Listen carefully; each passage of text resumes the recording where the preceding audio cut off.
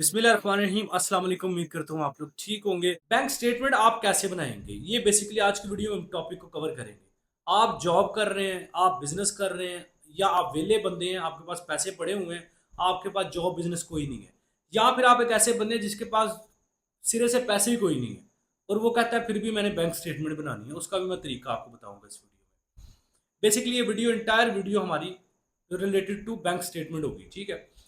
Bank statement सबसे important question ये है कि बैंक स्टेटमेंट वीजा ऑफिसर मांगता क्यों है आपसे। मतलब आप यूके का वीजा अप्लाई करते हैं, ऑफिसर कहता है मुझे आखिरी 4 महीने की बैंक स्टेटमेंट दे दें, आखिरी 3 महीने की स्टेटमेंट दे दें। नेदरलैंड वीजा अप्लाई करते हैं, आखिरी 3 महीने की।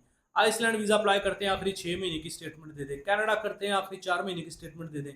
यानी किसी भी कंट्री का, जब आप किसी डेवलप कंट्री का वीजा प्रोसेस करते हैं तो उसमें बैंक स्टेटमेंट क्यों मांगी जाती है। और majority of consultants, majority of agents या मेजोरिटी ऑफ एडवाइजर्स वो आपको ये रिकमेंड करते हैं कि आपकी बैंक स्टेटमेंट तगड़ी होगी तो वीज़ा आपको मिलेगा।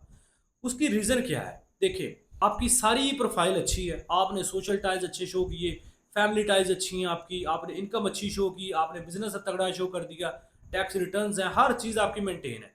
बैंक स्टेटमेंट में कंप्रोमाइज़ कर गए हैं, वीज़ा आपका तो स्ट्रेट फॉरवर्ड रिजेक्ट हो जाएगा अगर उसमें सस्पिशियस ट्रांजेक्शन आ गई हैं।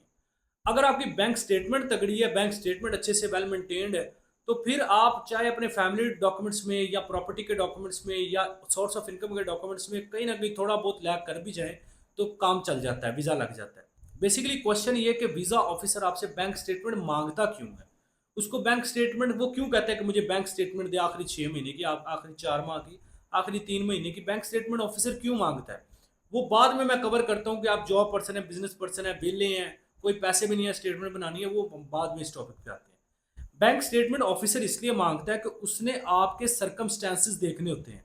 उसने देखना है कि ये पाकिस्तान में ये बंदा कैसी लाइफ गुजार रहा है, कितने पैसे कमा रहा है, उसमें से कितना खर्च कर रहा है, कितने सेव कर रहा है, ये कितनी सेविंग्स बेसिकली बचा रहा है। मतलब ये कि देखे ना, पाकिस्तान में कोई वेटर है, कोई किचन असिस्टेंट है, कोई ड्राइवर है, कोई भी काम आप देख लें जो एक मजदूर लेवल का बंदा कर रहा है, वो पाकिस्तान में रहते हुए बड़ा कोई ओवर टाइम लगा के बड़ी एफर्ट करके कितने पैसे महीने के कमा लेगा।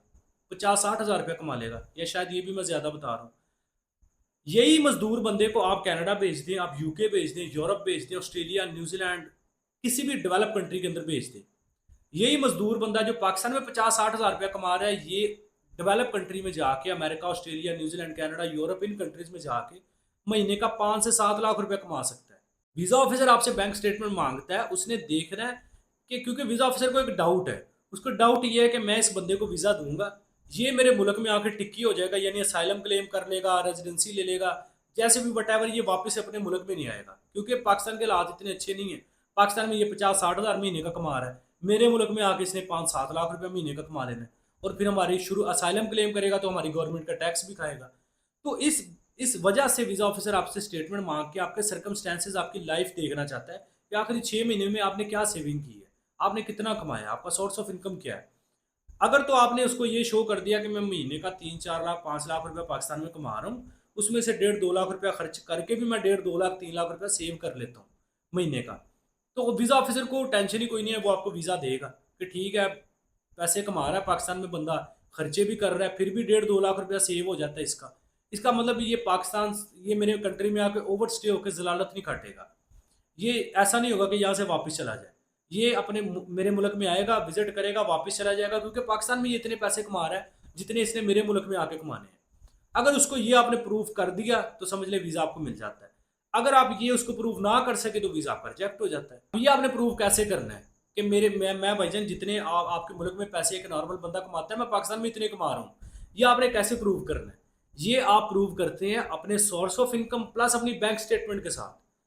बैंक स्टेटमेंट लोग क्या करते हैं, सबसे बड़ी गलती ये होती है कि बैंक अकाउंट नया खुलवा लिया, उसमें यकदम से 30-40 लाख रुपए डिपॉजिट किया, वीज़ा अप्लाई कर दिया।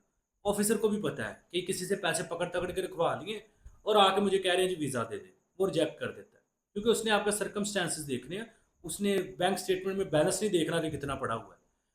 ऑनेस्टली 3 करोड़ 70 लाख रुपया हमारे एक क्लाइंट थे, उसके अकाउंट में क्लोजिंग बैलेंस था, उसका वीज़ा रिजेक्ट हुआ है। और ऐसे हमारे क्लाइंट्स जिनके अकाउंट में 17-17 12-12 15-15 लाख रुपया क्लोजिंग बैलेंस होता है, उनके वीज़े लगे हैं। वजह यह है कि उन्होंने जस्टिफाई किया हुआ है उस 12-15 लाख को, कि 12-15 लाख मेरा कैसे सेव हुआ है। प्रॉपर सेविंग के थ्रू। और जिसने 3 करोड़ 70 लाख शो किया, उसने 30 30 50 50 लाख रुपए की, 1 करोड़ की दो चार ट्रांजेक्शन्स की और स्टेटमेंट ले आया। हमने मना भी किया कि ना अप्लाई करें, फिर भी अप्लाई किया, रिजेक्शन हो गई। तो वीजा ऑफिसर को आपका बैलेंस नहीं देखना कि आपके अकाउंट में बैलेंस कितना पड़ा है, उसने देखना है कि जो बैलेंस मुझे शो कर रहे हैं ये पैसे कमाए कैसे हैं, सेविंग हुई कितनी है, वो ये देखने के लिए स्टेटमेंट आपसे मांग रहा है। तो आपने पहले तो ये गलती नहीं करनी कि आप चाहे जॉब कर रहे हैं, बिजनेस कर रहे हैं, वेले बंदे हैं, किसी से बैंक स्टेटमेंट बनवानी है, पैसे कोई पास नहीं है, कुछ भी कोई भी जुगाड़ कर रहे हैं, आपने सबसे पहले ये माइंड में रखना है कि इकट्ठे पैसे बैंक में नहीं रखवाने। आपने सबसे पहले दो चीजें आपकी जरूर आपके पास दोनों में से एक होनी चाहिए। वेले बंदे हैं तो अभी अपना बिजनेस रजिस्टर्ड कर लें आप, मतलब जॉब या बिजनेस ये अगर आपने शो नहीं किया तो आपकी बैंक स्टेटमेंट भी वेस्ट है। डॉक्यूमेंट्स का आपस में कनेक्टेड होना, कम्युनिकेट होना बड़ा जरूरी है। तो सबसे पहले तो आपके पास कोई ना कोई जॉब या बिजनेस होना चाहिए, ये इंपॉर्टेंट चीज़ है। अगर आप जॉब करते हैं तो आपके अकाउंट में सैलरी जो है ना, ये मैं जॉब पर्सन के लिए पहले बता रहा हूँ। अगर आप जॉब पर्सन है, सैलरी पर्सन है, तो आपके अकाउंट में सिवाय सैलरी के कोई पैसा ना आए, यानी क्रेडिट जो होती है ना अकाउंट में, वो सिर्फ सैलरी हो, सैलरी के अलावा कोई भी रकम क्रेडिट हो रही है, कोई 1,000 रुपये सैलरी के अलावा आया तो वो जस्टिफाई करना है कवर लेटर में कि ये पैसे कहाँ से आए। मतलब सैलरी फॉर एग्जांपल आपने शो की मेरी 1 लाख रुपया सैलरी है, अगर उस महीने में 1 लाख रुपए से हट के 500 रुपया भी आ गया ना, तो वो कवर लेटर में आपने लिखना है कि ये 500, 1 लाख तो मेरी सैलरी थी, ये 500 मैंने फलां जगह से मुझे मिला है, यानी उसको जस्टिफाई करना है। सैलरी पहले तो कोशिश करें सैलरी के अलावा कोई रकम आई ना अकाउंट में, अगर आ भी गई है तो उसको जस्टिफाई करना है। दूसरे नंबर पे आपकी फॉर मिसाल देने लगूँ, 1 लाख रुपए आपकी फॉर एग्जाम्पल आपने अपनी सैलरी शो की हुई है, या आपकी जेनुअनली 1 लाख रुपए है, या अपनी सैलरी के अकॉर्डिंग आपने इसको देख लेना है। मैं एग्जाम्पल के तौर पे 1 लाख रुपया लेके चल रहा हूँ, आपकी 1 लाख रुपया आपने सैलरी अपनी शो की है मिसाल के तौर पे। अब आपने बैलेंस अपना दिखाना है, मेरे पास अकाउंट में 20 25 लाख रुपया पड़ा हुआ है, तो फिर आप क्या करेंगे, आपने कम से कम फॉर एग्जाम्पल 25 लाख रुपया आपके पास पड़ा है, आपने 18 से 19 लाख रुपया पहले ही अपने अकाउंट में डिपॉजिट कर लेना है। यानी ये जुलाई चल रहा है, आज जब ये वीडियो देख रहे हैं आप, जुलाई के महीने में आज 3 4 5 जितनी भी तारीख है, आपने आज की डेट में फॉर एग्जांपल ये मिसाल दे रहा हूँ समझाने के लिए, आपने अपने पीरियड अपनी डेट के अकॉर्डिंग चलना है। ये मैं जस्ट एग्जांपल आपको समझाने के लिए दे रहा हूँ। जुलाई के अंदर आपने 18 19 लाख रुपए अपने अकाउंट में डाल लेना है। उसके बाद जो अगले 6 महीने है ना, वो आपने हर महीने जो, क्योंकि 25 लाख रुपए आपके पास था, आपने फॉर एग्जाम्पल 19 लाख रुपए अपने अकाउंट में इस महीने में डाल लिया जुलाई में। अगस्त से आपने अगले महीने यानी अगस्त से आप अपनी बैंक स्टेटमेंट बनानी शुरू करेंगे। अगस्त सितंबर अक्टूबर नवंबर दिसंबर जनवरी, ये 6 महीने आपके अकाउंट में हर महीने 1 लाख रुपए आना चाहिए। कहाँ से 1 लाख रुपए आएगा, वही जो 6 लाख बच गया है, यानी 19 लाख 25 लाख टोटल था, 19 लाख रुपए हमने अकाउंट में डाल लिया जुलाई में। अगस्त से हमने हर हर महीने 1 लाख रुपया, अगस्त से जनवरी तक हमने हर हर महीने 1 लाख रुपया अपने अकाउंट में ले आए, टोटल हमारे पास 25 लाख रुपया यानी आया।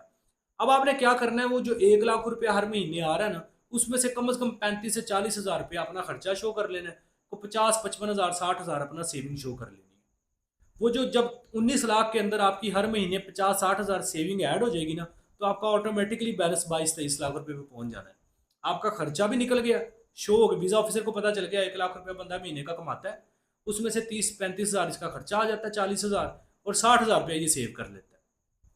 एग्जाम्पल दी है, सैलरी अपनी 2 लाख रुपया शो करें, 3 लाख रुपया शो करें, वो totally depends on your balance और depends on your job, depends on your, यानी ऐसा भी तो नहीं ना करना कि हम एज ए वेटर अपने आप को शो कर लें कि मैं वेटर हूँ, और होटल में वेटर का सर्टिफिकेट ले लें और 3 लाख रुपया सैलरी शो कर दें। तो ऑफिसर को पता है कि पाकिस्तान में एक वेटर बंदा 3 लाख रुपया नहीं कमा सकता, तो जैसा डेजिग्नेशन शो करना है उसके रेलिवेंट ही आपने सैलरी अपनी शो करनी है। ये 1 लाख रुपए वाला मैंने सिर्फ आपको इजीली समझ आपको आ जाए कि किस तरह स्टेटमेंट बनानी है सैलरी पर्सन ने, इसलिए आपको समझा रहा हूँ। यानी बैलेंस इस तरह आप बनाते होते हैं, जुलाई में जो आपने यकदम 19 लाख रुपया डाला ना, वो अगस्त की स्टेटमेंट में नजर नहीं आना, वो वीजा ऑफिसर को पता ही नहीं चलना कि आपने 19 लाख रुपया इकट्ठा डिपॉजिट करवाया हुआ है, क्योंकि वो जुलाई की स्टेटमेंट में नजर आएगा ना। तो आपने तो 1 अगस्त से लेके 30 31 जनवरी तक स्टेटमेंट देनी है वीजा ऑफिसर को, तो उसको पता नहीं चलेगा कि 19 लाख रुपया जुलाई में यकदम डिपॉजिट हुआ है। वो कैजुअली आपको 6 महीने की स्टेटमेंट देखेगा देखेगा 19 लाख रुपया पहले सेव किया था बंदे ने, इसी तरह 60 60 हज़ार रुपया करके 70 70 जितनी भी सैलरी शो की है, तो बाकी 6 महीने की स्टेटमेंट वो देखेगा, हर महीने सैलरी आ रही है, खर्चा निकल रहा है, सेविंग ऐड हो रही है, जो पीछे बैलेंस पड़ा हुआ है, तो इट्स मीन कि ये बंदा अच्छे पैसे कमा रहा है, अच्छा सेव कर रहा है, वीज़ा दे देते हैं इसको। ये हो गया जॉब पर्सन वालों के लिए। जो लोग अपना बिजनेस शो करते हैं उनके लिए इंपॉर्टेंट चीज ये होती है कि उनके लिए फ्रीडम होता है। आप अपनी ट्रांसैक्शन जैसी दिल करे कर सकते हैं, आपके ऊपर कोई रोक टोक नहीं है कि नहीं आपकी एक ही ट्रांसैक्शन होनी चाहिए, महीने में दो ही होनी चाहिए, जितनी दिल करता है ट्रांसैक्शन करें। लेकिन आपने भी एक चीज का ख्याल रखना होता है कि ऐसा ना हो कि दुकान जो है वो करियाने की शो कर दे छोटी सी, कि मेरी छोटी सी करियाने की दुकान है, और आपकी ट्रांसैक्शंस बता रही हो कि महीने का 5-7 लाख रुपया कमा रहे हैं। तो वीज़ा ऑफिसर को पता है कि एक छोटी सी दुकान से 5-7 लाख रुपया महीने का नहीं कमा सकता बंदा। कमा रहे होंगे बहुत सारे लोग, लेकिन जनरली अगर देखें तो एक शॉपकीपर जो होता है, छोटी सी दुकान आप कोई परचून की खोल लें, तो उसमें 5-7 लाख रुपया महीने का नहीं कमा सकते। ये वीज़ा ऑफिसर को पता होता है, वो एवं नहीं बैठे अम्बेसी में। और ऐसे भी नहीं करना कि 2-3 अपने कारखाने या फैक्ट्रियां शो कर दें और महीने का आप 3-4 लाख रुपया 5 लाख रुपया शो करें कि मैं कमा रहा हूँ। तो फिर भी वीज़ा ऑफिसर को पता चल जाएगा कि यार बिजनेस इतना बड़ा शो कर दिया है और मंथली इनकम सिर्फ 5 लाख रुपये है। इट्स मीन या तो ये बंदा खसारे में जा रहा है, वैसे ही नुकसान में जा रहा है, इसको वीज़ा नहीं देते, या फिर इसने फेक बिजनेस शो किया हुआ है। तो जैसा बिजनेस आपने शो करना है उसके मुताबिक आपने अपनी इनकम शो करनी है। जैसे जॉब पर्सन वालों को मैंने बताया कि जैसा डेजिग्नेशन वैसे सैलरी शो करनी है, इसी तरह बिजनेस पर्सन ने जैसा आपने बिजनेस दिखाना है ऑफिसर को, उसी के अकॉर्डिंग आपने मंथली इनकम शो करनी है।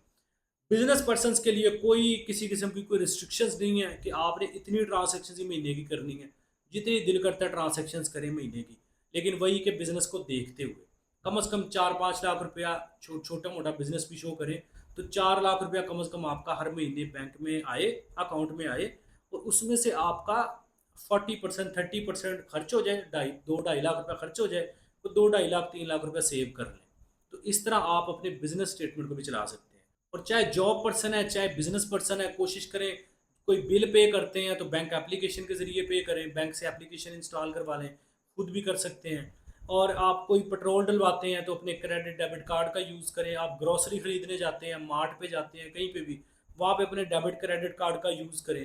ट्रांसैक्शंस आपकी नज़र आ रही होती हैं, आपकी लाइफ वीज़ा ऑफिसर को नज़र आ रही होती है। मतलब एक बंदे ने पेट्रोल डलवाया तो वीज़ा ऑफिसर को पता नहीं है कि इसके पास गाड़ी है या बाइक है, उसको ये नज़र आ रहा है कि बंदा पेट्रोल डलवा रहा है। कोई ना कोई बंदे के पास कन्वेंस है, कोई ना कोई गाड़ी है बंदे के पास, चाहे वो बाइक है, गाड़ी है, डजेंट मैटर, लेकिन शो होता है कोई एसेट है आपके पास। अच्छा, अब आ जाए ऐसे बंदे जो कहते हैं कि हम वेले हैं, हमारे पास कोई जॉब बिजनेस नहीं है, लेकिन स्टेटमेंट हमने बनानी है, पैसे हमारे पास पड़े हुए हैं। वो सबसे पहले एक काम करें, वो अपना बिजनेस एक रजिस्टर्ड करें। आपके देखिए, मैं हमेशा कहता हूँ वीज़ा अप्लाई करना है 6 महीने बाद, 2 साल बाद, 5 साल बाद। वीज़ा अप्लाई नहीं करना, अपने माइंड नहीं अप्लाई करने का। फिर भी दो काम जरूर कर लें, अपना बिजनेस एक रजिस्टर्ड कर लें, अपना बैंक अकाउंट खुलवा लें। ये दो काम लाजमी करवा लें, क्योंकि जब भी आपने वीज़ा अप्लाई करना है एनटीएन पे आपकी डेट लिखी होती है कि किस डेट को आपने अपना बिजनेस रजिस्टर्ड किया है या किस डेट को आप एफबीआर के मेंबर बने हैं। दूसरे नंबर पे आपके बैंक अकाउंट्स में स्टेटमेंट जब निकलवाते हैं तो मोस्टली बैंक लिख देते हैं कि आपका ओपनिंग जो अकाउंट आपने ओपन करवाया था उसकी डेट ये है, जिससे वीज़ा ऑफिसर को पता चल रहा होता है कि आपका अकाउंट 2 साल पुराना है, 1 साल पुराना है, 3 साल पुराना है। तो वर्थ आपके डॉक्यूमेंट्स की बढ़ जाती है अगर आपका बैंक अकाउंट पुराना है या एनटीएन आपका पुराना है। तो कम से कम अभी ये काम करें कि अपना बैंक अकाउंट लाजमी ओपन करवा लें, अपना एनटीएन लाजमी बनवा लें। अगर आपने फ्यूचर में वीज़ा अप्लाई करना है, नहीं करना, ये दो काम कर लें। इस पर कोई आपका मंथली या सालाना आपका कोई खर्चा नहीं होता। बहुत सारे लोगों को लगता है पता नहीं मैं बिजनेस रजिस्टर्ड करूंगा, एनटीएन बना लूंगा तो मुझे टैक्स पड़ना शुरू हो जाएगा, हालांकि ऐसा नहीं होता। जो वेले बंदे हैं वो सबसे पहले अपना एक बिजनेस रजिस्टर्ड करें, उस बिजनेस के बिहाफ पे अपना बैंक अकाउंट ओपन करें, और उसके बाद जो भी पैसे पड़े हुए हैं वो पहले, फॉर एग्जाम्पल 25 लाख रुपये पड़ा हुआ है मिसाल के तौर पे, तो उसमें से 10-12 लाख रुपया इस महीने जुलाई में डिपॉजिट कर लें।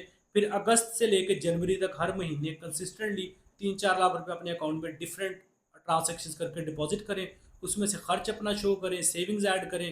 तो 10-12 लाख रुपये इस महीने आपने ऐड किया था वो, और अगस्त से लेकर जनवरी तक जो आपकी 6 महीने आगे आपने स्टेटमेंट चलाई, उसमें जो सेविंग की वो इस 12-13 लाख में ऐड होके 20-25 लाख तक बैलेंस आपका शो हो जाएगा। यानी प्रॉपर तरीकाकार के जरिए चले। स्टेटमेंट का कतन ये नाम नहीं होता कि बेतुकी सी ट्रांसैक्शन करके या बड़ा बड़ा बैलेंस शो करके, बड़ी बड़ी ट्रांसैक्शन शो करके वीज़ा ऑफिसर को दे दे। उसको आपके बैलेंस से कोई गर्ज नहीं है कि आपके अकाउंट में 5 लाख पड़ा है, 20 लाख पड़ा है, 20 करोड़ पड़ा है, उसको कोई फर्क नहीं पड़ता। उसने आपके सरकमस्टेंस, क्योंकि उसने कौन सा वो पैसे लेने हैं आपके, उसने आपका लाइफस्टाइल देखना है। आपको समझ आएगा वीज़ा दे देगा, नहीं आएगा उसको लगेगा कि नहीं स्टेटमेंट फारेगा तो आपको वीज़ा रिजेक्ट कर देगा। अब आ जाए वो बंदे जो कहते हैं हमारे पास पैसे भी नहीं है, स्टेटमेंट हमने बनानी है। तो सबसे पहले आप भी अपना एक बिजनेस रजिस्टर्ड करें, अपना बैंक अकाउंट ओपन करें, उस बैंक का एटीएम कार्ड, चेकबुक, हर चीज़ अपने किसी वो दोस्त को, किसी भी ऐसे बंदे को नहीं जो आपके ऊपर परसेंटेज चार्ज करे। पैसा आपके पास है तो कर सकते हैं, कोई रोक टोक नहीं है। लेकिन आप कोशिश करें कि आपका कोई दोस्त है, कोई रिलेटिव है जो जेनुइनली कोई बिजनेस कर रहा है, उसको अपना अकाउंट दे दें, अपना चेकबुक दे दें, एटीएम दे दें उसको। कहीं यार 6 महीने जैसे तो आप अपने अकाउंट से ट्रांजेक्शन्स कर रहे हैं, आप मेरे अकाउंट से कर लें। कोई पैसे मंगवाने हैं मेरे अकाउंट में मंगवा लें, कोई एटीएम यूज़ करते हैं मेरा एटीएम ले लें, चेकबुक मेरा ले लें। मतलब मेरा जैसे आप अपना अकाउंट यूज़ करते हैं वैसे मेरा अकाउंट यूज़ कर लें। तो वो फिर ये होगा कि जेनुइनली वो बिजनेस बंदा कर रहा होगा, आपका कोई दोस्त है, रिलेटिव है, कोई भी है, उसको अपना अकाउंट दे दें खाली करके, चेकबुक, एटीएम, बैंक एप्लीकेशन, हर चीज़ उसको दे दें, ताकि वो आपकी स्टेटमेंट को चला दे। वो अपना अकाउंट भी तो यूज़ कर ही रहा है, तो 6 महीने वो आपका अकाउंट यूज़ कर देगा, आपकी स्टेटमेंट बन जाएगी। तो इस तरह आप बगैर पैसों के भी स्टेटमेंट बना सकते हैं। और अगर आप चाहते हैं मेरे साथ डायरेक्ट वीडियो ऑडियो कॉल पे बात करना, आप कहते हैं मैं डिटेल से आधा घंटा अपने केस पे डिस्कस करना चाहता हूँ, बैंक स्टेटमेंट कैसे बनाऊं ए टू जेड में, आसान अल्फाज में, मजीद अल्फाज आसान अल्फाज में समझना चाहता हूं। वैसे मैंने कोशिश की है मैं सारी चीज़ें यहीं पे समझा दूं, फिर भी अगर समझ नहीं आई, आपके बहुत सारे क्वेश्चंस हैं माइंड में, तो आप ये लिंक स्क्रीन पे चल रहा है, आप हमारी अपॉइंटमेंट भी बुक कर सकते हैं जिसकी $50 फीस है। ये अपॉइंटमेंट भी बुक कर सकते हैं। फ्री इन्फॉर्मेशन लेनी है तो व्हाट्सअप नंबर स्क्रीन पे, व्हाट्सअप पे मैसेज करके वेट करना है, हमने खुद ही आपको रिस्पॉन्स कर देना, कॉल नहीं करनी आपने अपना एनटीएन बनवाना है, बैंक अकाउंट ओपन करवाना है, बैंक स्टेटमेंट बनवानी है, कोई भी डॉक्यूमेंट्स को लेके प्रॉब्लम है, डॉक्यूमेंट्स मौजूद हैं, डॉक्यूमेंट्स की असेसमेंट करवानी है, किसी किस्म की कोई भी सर्विस या कन्फ्यूजन है, तो आप दो मैंने ऑप्शंस बता दिए हैं। या फ्री इन्फॉर्मेशन लेनी है, व्हाट्सएप पे मैसेज करें, वेट कर लें, हमने खुद ही आपको रिस्पॉन्स कर देना है। कुछ 1-2 दिन लग जाते हैं रिस्पॉन्स करने में। लेकिन अगर आप कहते हैं नहीं मैंने वेट नहीं करना, मैंने कॉल करके, वीडियो ऑडियो कॉल करके आधा घंटा अपने केस पे डिस्कस करना है, फिर $50 फीस है। वेबसाइट का लिंक आपको नज़र आ रहा है, इस पर क्लिक करें, अपनी अपॉइंटमेंट बुक कर लें, और मेरे साथ आप डायरेक्ट भी अपनी केस को डिस्कस करके नतीजा अपना निकाल सकते हैं कि मुझे क्या करना चाहिए। उम्मीद है कि ये वीडियो जो सोर्स ऑफ इनकम या बैंक स्टेटमेंट को लेके थी, कन्फ्यूजन आपकी दूर हो गई होगी। बैंक स्टेटमेंट तगड़ी है, आपके फैमिली डॉक्यूमेंट्स में कंप्रोमाइज़ की हो गया है, ट्रैवल हिस्ट्री नहीं है, वीज़ा मिल जाता है।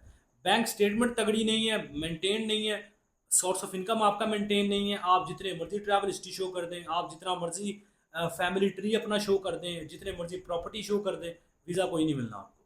क्योंकि वीज़ा ऑफिसर सिर्फ ये देखना चाहता है कि आप पाकिस्तान में रहते हुए कितना पैसा कमा रहे हैं, कितना खर्च कर रहे हैं, कितना सेव कर रहे हैं, उसको मुतमिन कर दे, वीज़ा आपको दे देता है। बाकी कन्फ्यूजन होगी तो व्हाट्सएप पे मैसेज कर लीजिएगा, या अपॉइंटमेंट लेके आप मेरे साथ डायरेक्ट बात कर सकते हैं।